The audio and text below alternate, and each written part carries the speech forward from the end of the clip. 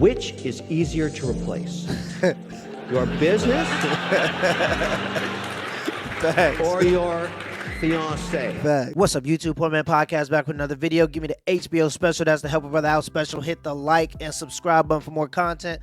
Let's get right into it. No way in hell I'm going to be able to tell that at the end of the day that the girl to the left is underneath all of this makeup. That is a deception and a slap in the face. That's like me telling you that you should, when you buy a car, you should be able to tell that if there's been body work done onto it. Okay? That you should be able to tell which panels have been painted, which panels have not been painted, which panels have Bondo on them, which don't, which have been replaced, which haven't, where a car's been impacted and where it hasn't. Like, so you're saying that people should walk around with a Carfax? No, that's facts though, because my wife is a makeup artist and I see this stuff happening all the time. You can literally change somebody's life with makeup. Then you add in the nails, the hair, the BBLs, the plastic surgery, and you just in a tough spot as a man. You don't know what you're looking at anymore. The guy version of this is when you go out wearing a fake designer clothes, or you got a really nice car, but you live in a horrible apartment complex that you ain't really keeping up on the rent with because you're paying off your car note. That's probably the male side of this. Do you know what's happening to women in Mexico right now? In the first 4 months of 2020, over 1,000 women and girls were killed.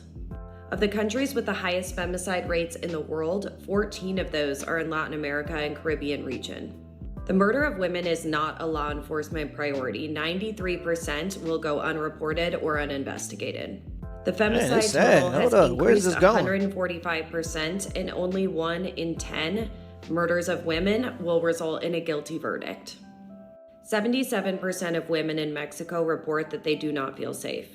Dang, Mexico. Violence against women is influenced by the country's promotion of the patriarchy.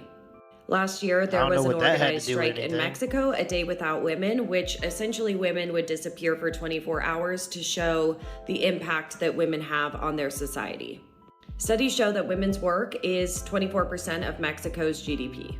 On average, men in Mexico make 30% more than women. Additionally, there's at least one serial killer operating in the city of Juarez, which is on the border of Texas and Mexico. Over 400 women have been murdered in the city of Juarez, and of those, a significant number are young girls or teenage girls, and they're often found bound and tortured. Sounds horrible. At least 76 of the murders have been linked to a common pattern or MO, which includes mutilation. Because murder of women is not a priority for law enforcement, these families are often left without any information, and bodies are often misidentified. So if you think you can be a feminist without also talking about immigration, you would be wrong. And women should look at those statistics and think, hey, it's not perfect in America, but it's definitely better than everywhere else in the world. Western civilization in terms of women's rights is better than every other civilization in the world at the moment. And remember, feminism only exists in countries where the men say feminism can exist. Look at Afghanistan. All that progress towards women's rights, as soon as those men came over those hills running with guns, those women put right back on their traditional garb and they went back into the house and did what they thought that they were supposed to do according to their tradition and culture. So if all men are trash, who do you expect to go down there and save those women in Juarez? Who do you expect to go down there and do it? Are you and your feminist friends gonna rally up the troops and go down to Mexico and save those women? No, you're gonna ask good men to do that. Because good men protect women from bad men. That's just how the world works. This is for the girls talking to athletes right now.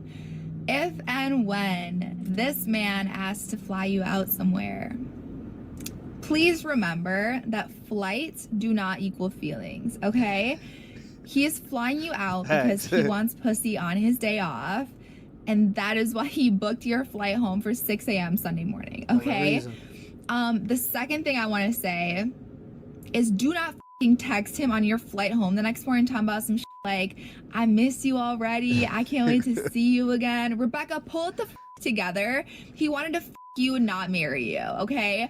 I'm so sorry to tell you that, but it had to be said. I'm happy more and more people are starting to talk about this, because for so long we had women going into these situations looking for opportunities, and then when they don't get the opportunities they want to act like they wasn't a part of what was going on. Like, you didn't go back to his hotel room at 2 a.m. because you thought you was gonna get signed to the Lakers. You knew what you was doing when you went there. You didn't get the things that you wanted to get, so you want to have buyer's remorse and then try to act like something happened that didn't happen. And that irritates me the most. You knew why you went to that hotel room at 2 a.m. and it wasn't to get signed to the Lakers.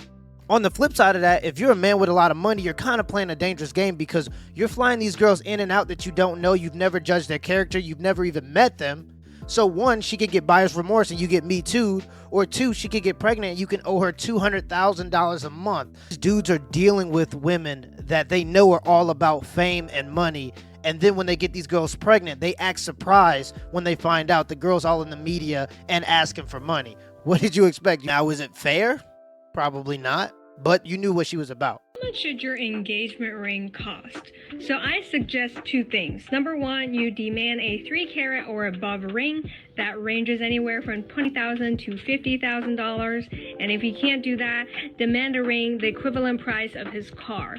That way, if he ghosts you, you can resell that item and get back some of that lost time and start over with a new man. If he cannot afford that, think about how can he be a stable future husband or father. Or you could take that $20,000 to $50,000 instead of spending it on a ring that's going to be worth pretty much nothing as soon as you leave the store.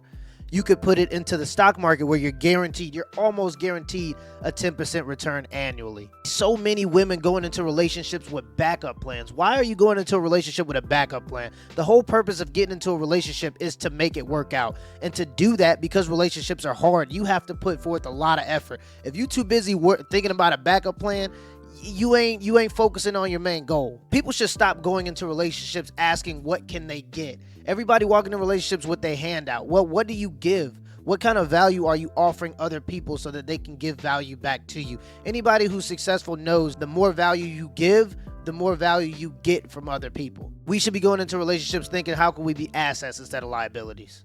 How you're going to take this story, but I'm going to tell it to you anyways, okay? There's a fellow up at the top puts up his hand and say, Mr. O'Leary, look, I'm really hurting. And I said, what's your problem? And he said, today, my fiance came to me and said that I have to make a decision between our relationship and the business. This guy built an online cloud-based compliance tool for hedge funds. The guy had a run rate of $5 million. Oh my goodness. And then he said, but I have no time.